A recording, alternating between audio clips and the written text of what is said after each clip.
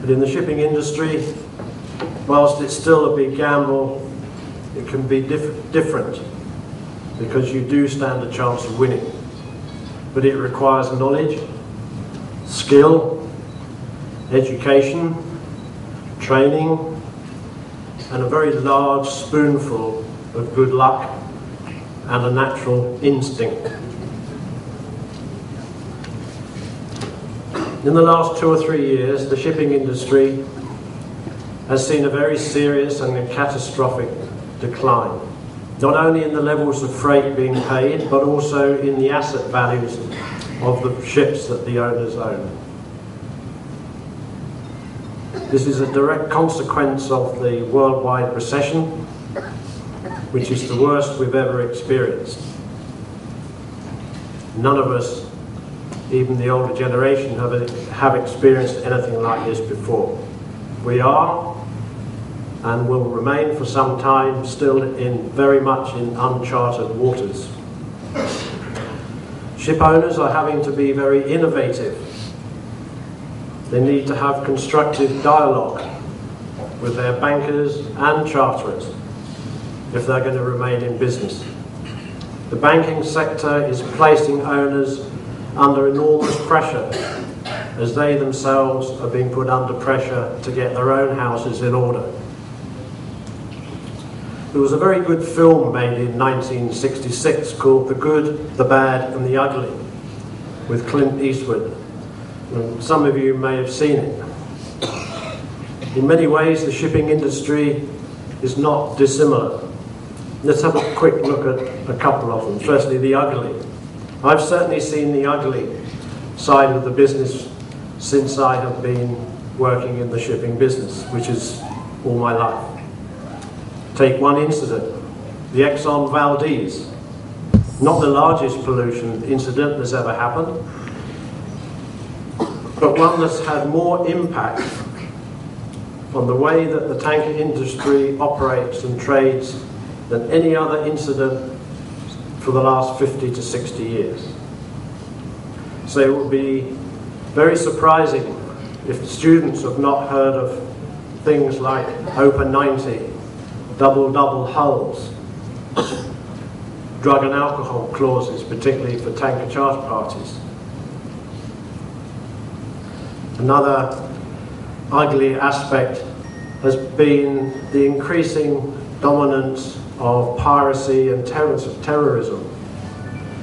This actually is costing the shipping industry between $4 and $6 billion a year in extra costs. And let's not forget, there was a classic disaster 12 months ago when the Costa Concordia ripped herself open like a can of beans off the Italian coast. 12 months later, and we're still waiting for a report from the Italian government. So then there's the bad. So we'll focus mainly on freight rates. The seriously low levels of freight rates now are having a serious impact. The low rates that owners are now securing, you won't, or you may not believe it, except I'm sure some students have done their homework, are earning minus time charter returns. And only this week I saw in a London broker's report a large tanker fixed from the AG to the US Gulf, and if he ballasted back, he would have earned for that period minus $5,000 a day.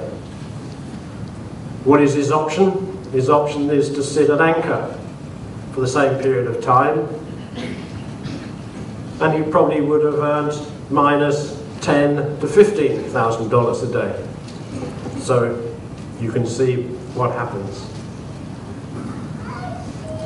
The consequence of this is that we've seen the collapse of some well-known names in the shipping industry, like Torm, Denmark, losses of 1.8 billion. General Maritime of Greece, 1.8 billion. Sanko Steamship of Japan, 1.95 billion. OSG, US listed tanker company. It is a great pleasure for me to be associated at a traditional ceremony conferring certificates and awards for a new batch of candidates who have qualified in a very important sector in terms of shipping and particularly in Sri Lanka. I am happy that I had been given the opportunity of delivering the keynote address this evening. Before I embark on my task, let me take on some of the sentiments that were expressed by the speakers that spoke before me. Maxwell went on to speak about a nomenclature issue in not having a Minister of Shipping in this country. In fact, one has to be happy, though the name shipping is not provided in the designation of the shipping ministry or the ports ministry, it is held by none other than the President of this country. So I think Mr. Premasiri has done justice in explaining the vision found in the Mahinda Chintana, committed for the lift up of a industry that is contributing immensely to our national growth. But I am sure the focus coming from the President will not get in any manner diminished merely because of a lack of the terminology associated with shipping with ports. The Gazette has adequately covered all related aspects on this issue, but I am happy once in the shipping industry, including the young recipients, will want to know where they stand in a country that is committed for the lift up of the industry in the absence of a minister or the name designated covering the subject matter. We also have an issue in looking at broader horizons associated with any sector, leaving aside other issues that is confronting Sri Lanka. I may address you during my address under the theme Sri Lanka the center point in her pursuit for economic advancement, with a major contribution coming from shipping industry. Now that being my theme for this evening,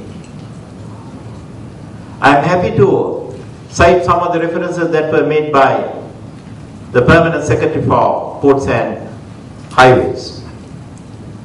He went on to explain